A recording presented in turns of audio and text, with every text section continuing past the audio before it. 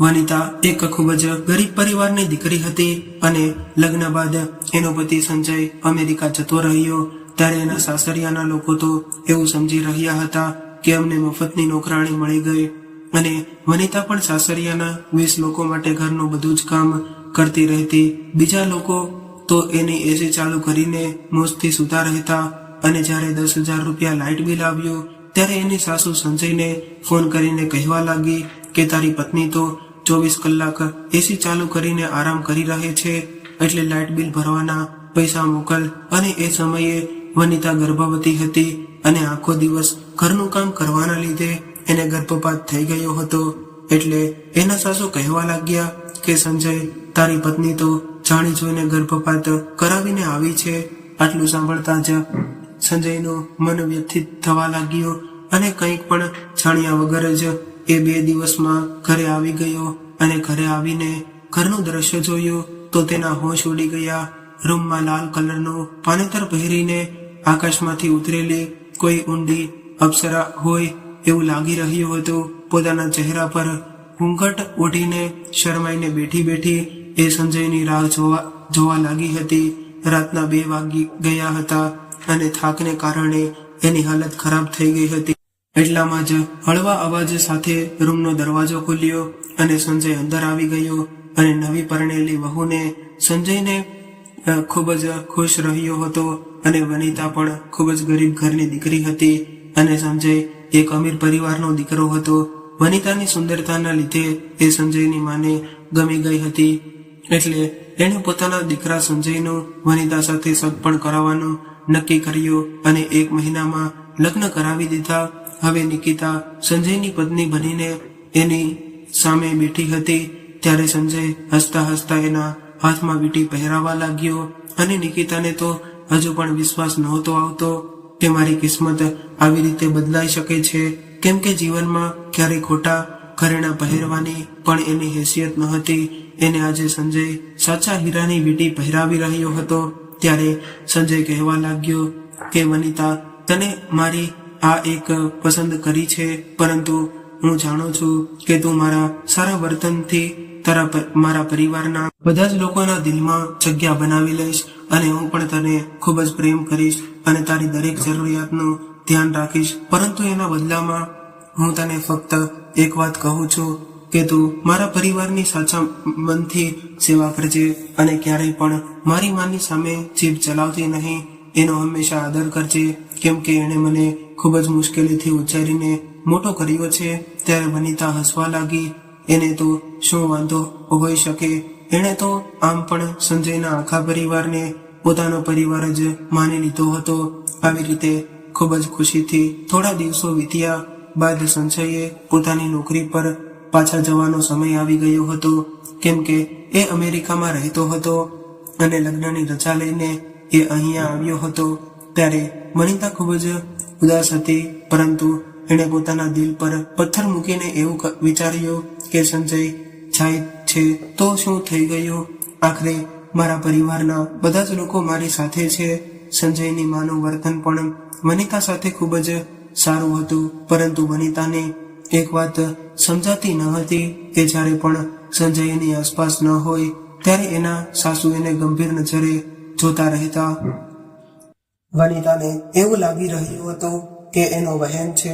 હવે સંજય વનિતાને ઘણા બધા વચનો આપીને ત્યાંથી નીકળી ગયો અને એ પોતાના ઉદાસ મન સાથે એકલી પડી ગઈ, પરંતુ એ નહોતી જાણતી કે એના જીવનમાં કેટલી મોટી મુસીબત આવવાની બાકી છે।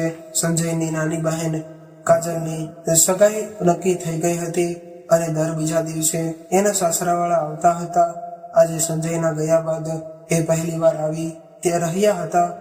સવારે વનિતા પોતાના રૂમમાં સૂતી હતી ત્યારે અચાનક જોરદાર અવાજ સાથે દરવાજો ખુલ્યો અને એના સાસુ રૂમમાં આવીને કહેવા લાગ્યા કે ઉઠો મેડમ, ક્યાં સુધી સૂઈ રહેવાનું છે?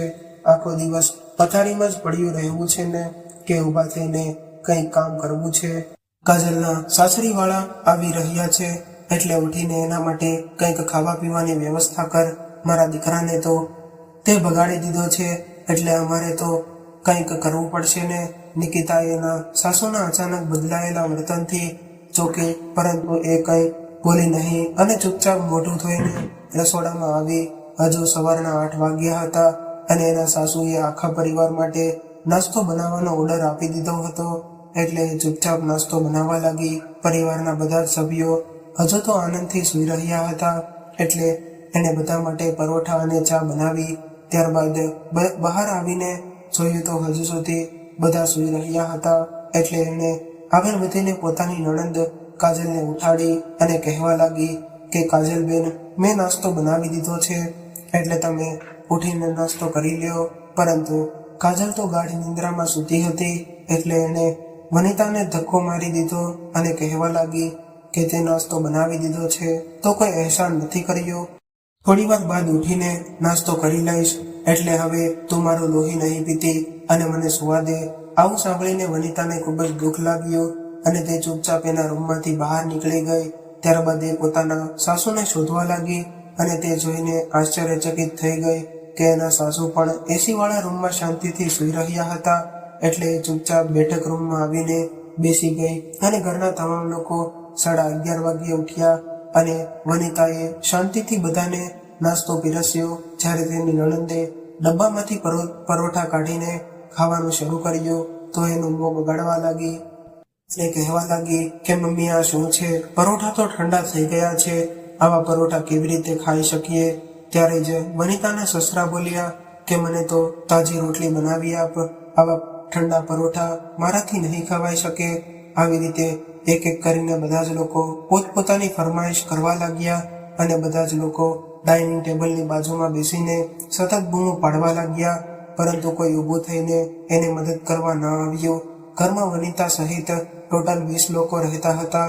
સંજયની મોટી બહેન પરણિત હતી અને એ પોતાના 4 બાળકો સાથે પિયરમાં જ રહેતી હતી. તેનો પતિ પણ વિદેશમાં નોકરી કરતો હતો.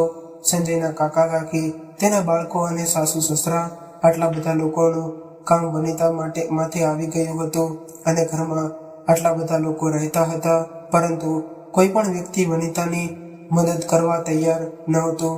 ત્યારે વનિતાને આશ્ચર્ય થયું કે આખરે મારા આવ્યા પહેલા જ આ બધું કામ કોણ કરતું હશે.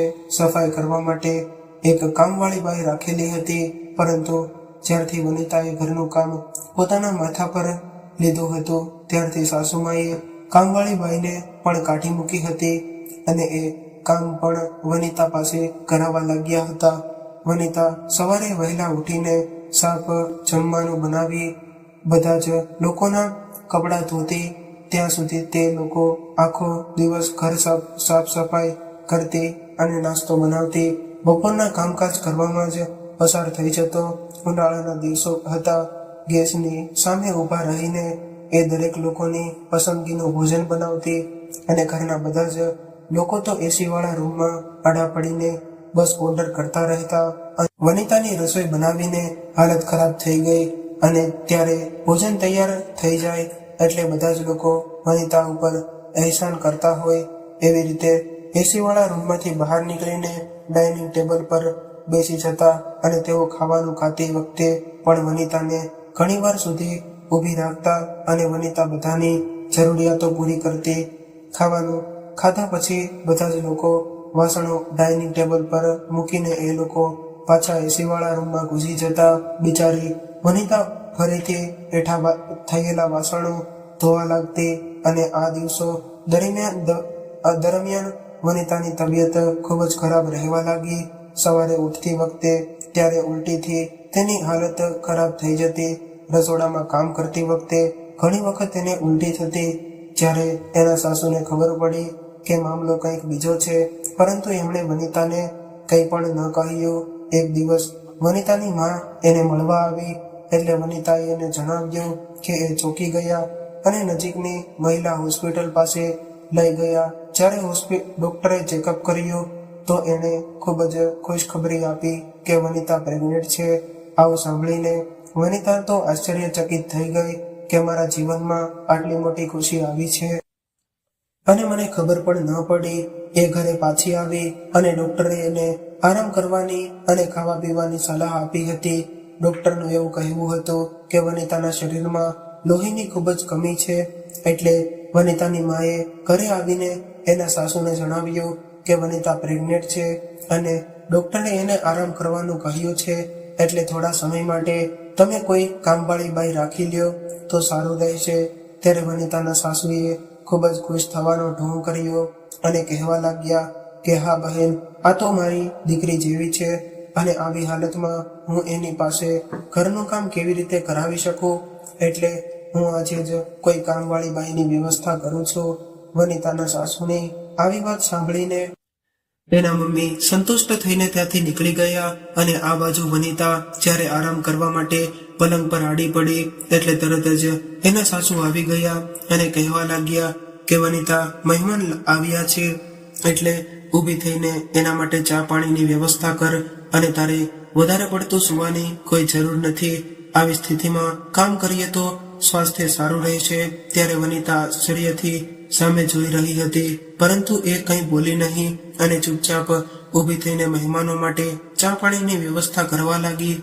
વનિતાના પ્રેગ્નન્સીના સમાચારથી એના પરિવારના લોકોને તો કોઈ પણ પ્રકારનો ફરક ન પડ્યો. એને તો કામકાજ માટે નોકરાણીની જરૂર હતી, એટલા માટે તેઓ ગરીબ પરિવારની છોકરીને લગ્ન કરીને ઘરમાં લાવ્યા હતા.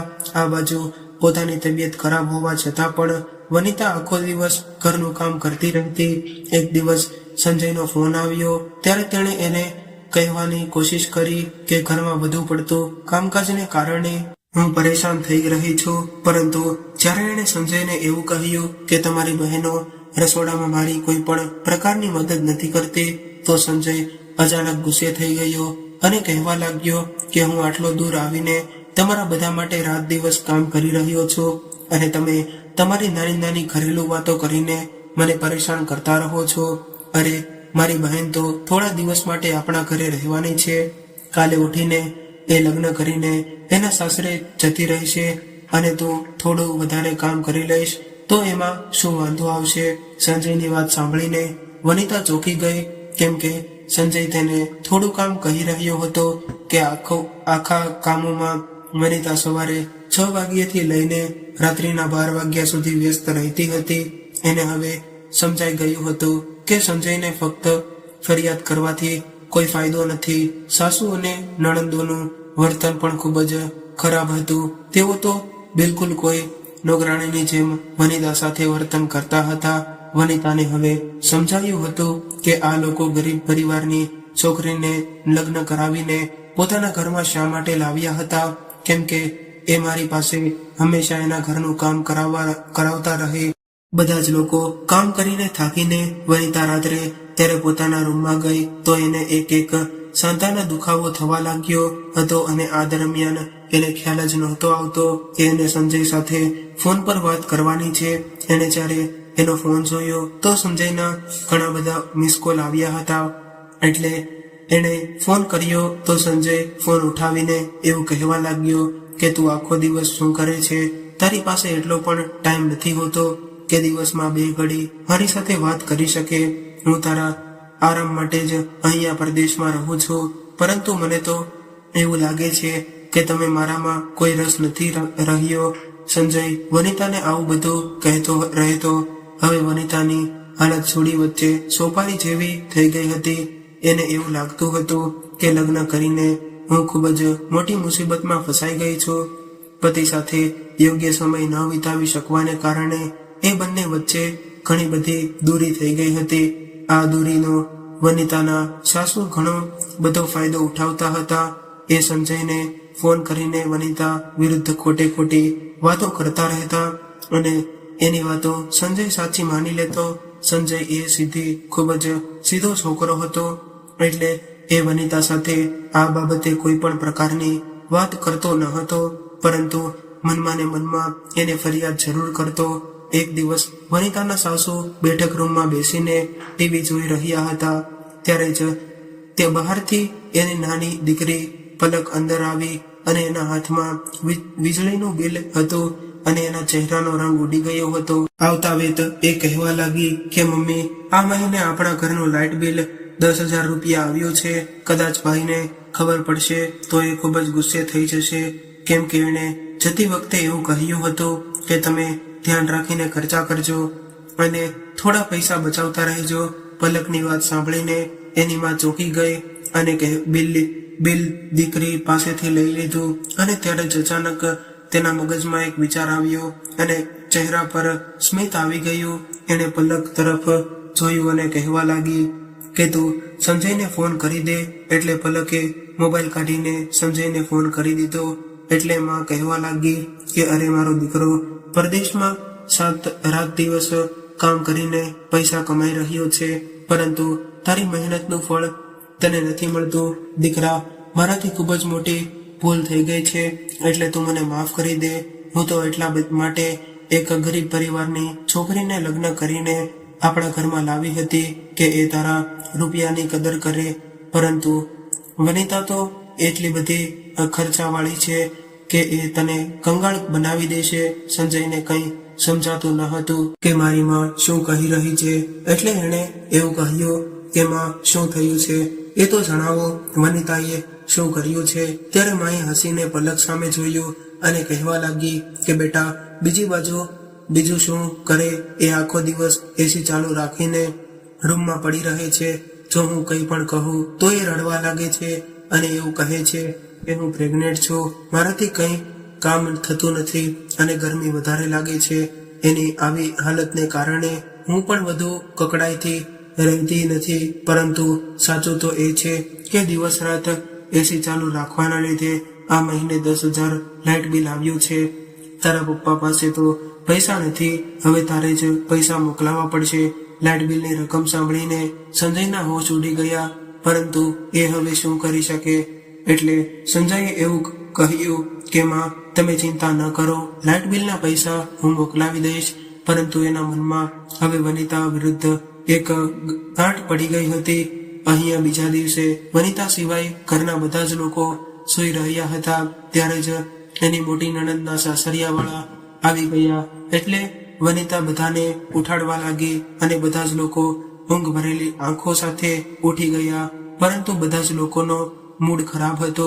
ત્યારે કાજલના સાસરિયાવાળા એવું ઈચ્છતા હતા કે એને ખીરપુરીનો નાસ્તો કરાવવામાં આવે.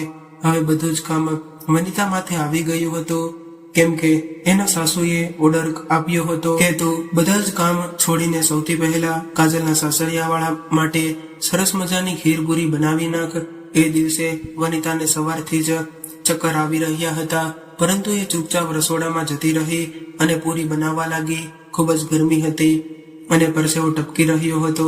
એટલી જ વારમાં કોણ જાણે એને શું થયું કે અચાનક જ એને ખૂબ જ ચક્કર આવ્યા અને એ બેભાન થઈને જમીન પર પડી ગઈ. જોરથી પડવાનો અવાજ સાંભળીને બેઠક રૂમમાં બેસેલા બધા જ લોકો રસોડા તરફ દોડ્યા, તો ત્યાં વનિતા જમીન પર બેભાન અવસ્થામાં પડી હતી અને એની બાજુમાં લોહીનું ખાબોચિયું ભરાયેલ ગયું હતું. આવું જોઈને એના સાસુમાના હોશ ઉડી ગયા, કેમ કે એને ખબર પડી ગઈ હતી કે જ્યારે સંજયને આ વાતની ખબર પડશે કે વનિતાનું બાળક પડી ગયું છે તો સંજય ખૂબ જ ગુસ્સો કરશે. એટલે એને વનિતાને હોસ્પિટલે લઈ જવા કરતા પોતાનું જૂઠ પકડાઈ જવાની વધારે ચિંતા હતી. ત્યારે કાજલના થવાવાળા સાસુ વનિતાને ઉઠાડીને હોસ્પિટલે લઈ ગયા. જ્યારે એની સાસુ આંખો ખુલી અને ખબર પડી કે મારું બાળક આ દુનિયામાં આવતા પહેલા જ જતું રહ્યું છે, તો એના પર દુઃખનો પહાડ તૂટી પડ્યો. પરંતુ એને ખબર નહોતી કે મારા વિરુદ્ધ એક બીજું ષડયંત્ર તૈયાર છે. એ જ સાંજે સાસુમાં હોસ્પિટલમાંથી રજા લઈને વનિતાને ઘરે લઈ આવ્યા. જ્યારે વનિતાના પરિવારજનો આવ્યા તો ત્યારે સાસુના ડરના લીધે વનિતાએ એને કંઈક ન કહ્યું અને વાત બદલી નાખી કે હું સીડી પરથી પડી ગઈ હતી, એટલે બાળક પડી ગયું છે અને હવે એના પરિવારના સભ્યો જતા રહ્યા. એટલે વનિતાના સાસુએ ફરી એકવાર એને ચા બનાવવાનો ઓર્ડર કર્યો. એણે એવું પણ ન જોયું કે હમણાં જ એ હોસ્પિટલમાંથી ઘરે આવી છે, એટલે એને થોડો સમય આરામ કરવા દેવો જોઈએ. વનિતાને ખૂબ જ દુખાવો હતો, છતાં પણ એ હિંમત કરીને ઊભી થઈ અને રસોડામાં ગઈ. એ જાણતી હતી કે આ ઘરમાં મારી કોઈ પણ પ્રકારની હેસિયત નથી. તેનો પતિ એની વાત પર વિશ્વાસ નથી કરતો અને અહીંયા જે લોકો છે એ એને વહુ નહીં પરંતુ નોકરાણી સમજી રહ્યા હતા. હવે વનિતાના સાસુએ સંજયને ફોન કરીને જણાવી દીધું કે વનિતાને અત્યારે બાળક નથી જોતું, એટલે એને દવાખાને જઈને ગર્ભપાત કરાવી નાખ્યો છે. આવું સાંભળીને સંજયનું લોહી ઉકળી ગયું અને એ એવા વિચારમાં આવવા લાગ્યા કે હું અત્યારે જ મારા ઘરે જઈને વનિતાનું ગળું દબાવી દઉં. ત્યારે એણે કંઈ પણ બોલ્યા વગર જ ફોન મૂકી દીધો અને હવે વનિતાના સાસુને સંતોષ થયો કે સંજયને આપણા ષડયંત્રની ખબર નથી પડી. પરંતુ બીજા તરફ એ જ દિવસે સંજયે પોતાના ઘરે આવવાની ટિકિટ બુક કરાવી લીધી અને એ પોતાનું બધું જ કામ છોડીને 2 દિવસમાં ઇન્ડિયા પહોંચી ગયો. અને એ તો મનમાં નક્કી કરીને આવ્યો હતો કે ઘરે પહોંચીને તરત જ હું વનિતાને છૂટાછેડા આપીને મારા ઘરમાંથી કાઢી મૂકીશ. એટલે એ કોઈને કહ્યા વગર જ ઉનાળાની ધગધગતી બપોરના સમયે ઘરનો દરવાજો ખોલીને અંદર આવ્યો. ત્યારે જ ખાવાનું બનાવવાની ખુશ્બુ આવી. એટલે એ વિચારવા લાગ્યો કે આટલી ભયંકર ગરમીમાં મારી માં બિચારી રસોડામાં કામ કરી રહી છે અને વનિતા અંદર એસી વાળા રૂમમાં આરામ કરી રહી છે. વનિતા તો મારા ઘરમાં રહેવાને લાયક નથી. એટલે હું હવે એને છૂટાછેડા આપીને આ ઘરમાંથી હંમેશા માટે કાઢી મૂકીશ. જે સ્ત્રી મારા પરિવારનું સન્માન ન કરી શકે એવી સ્ત્રીને મારા જીવનમાં રહેવાનો કોઈ અધિકાર નથી. ખૂબ જ ગુસ્સે થયેલો સંજય આવું વિચારીને રસોડામાં ગયો તો એના પગ નીચેથી જમીન સરકી ગઈ. કેમ કે સામે ઊભી વનિતા જમવાનું બનાવી રહી હતી.